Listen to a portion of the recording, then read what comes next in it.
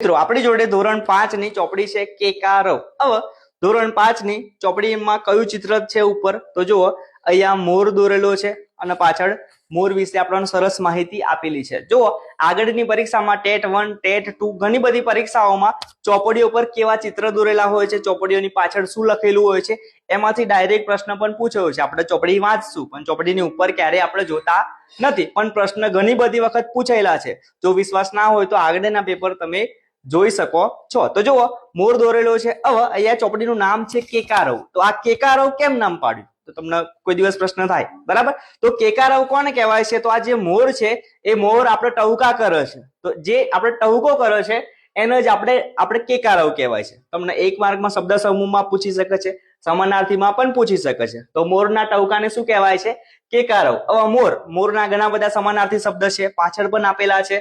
તો એક છે કલાપી, પછી કલાધર, મયુર, મોરલો અને શિખાધર।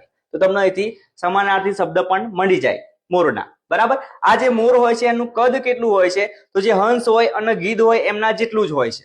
અને આપણને ખબર છે કે જે મોર છે, મયુર છે, આપણું રાષ્ટ્રીય પક્ષી પણ છે, બરાબર।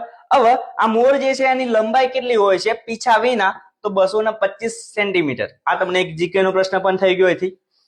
મોરના જે પીછા હોય છે, પીછાની સંખ્યા કેટલી હોય તો 150 જેટલી, બરાબર। આ અહીંયા આપેલું જ છે પાછળ શબ્દોમાં લખીને, તો આ એક પ્રશ્ન તમને ડાયરેક્ટલી પૂછી શકે છે, બરાબર। હવે આ જે મોર છે એ એના પીછા ક્યારે ફેરવી નાખે છે, એટલે ભાઈ ક્યારે એ પીછા એના કાઢશે તો ચોક્કસ એનો સમયગાળો પણ છે ઓગસ્ટ થી ઓક્ટોબર। તો આ આપણે પર્યાવરણનો પ્રશ્ન પણ કહી શકીએ, બરાબર। તો આ ધોરણ 5 ની ચોપડીનું આપણે આગળનું બનાવ્યું છે, તમે જોઈ શકો છો। આ આપણે 3 થી 5 ની બધી જ ચોપડીના જે આઈએમપી લાગશે, પરીક્ષામાં પૂછાય એવા છે એના આપણે બધા વિડીયો બનાવવાના છીએ અને ચોપડીના પણ ચેપ્ટર વાઇઝ આપણે વિડીયો બનાવવાના છીએ। તો સરસ મજાની ટેટ 1 ની તૈયારી માટે મને એટલે ભાઈ હેમંગ માછીને ફોલો કરો અને તમારા જે મિત્રો છે કે જે તૈયારી કરે છે એમને આ વિડીયો મોકલી આપજો। Thank you.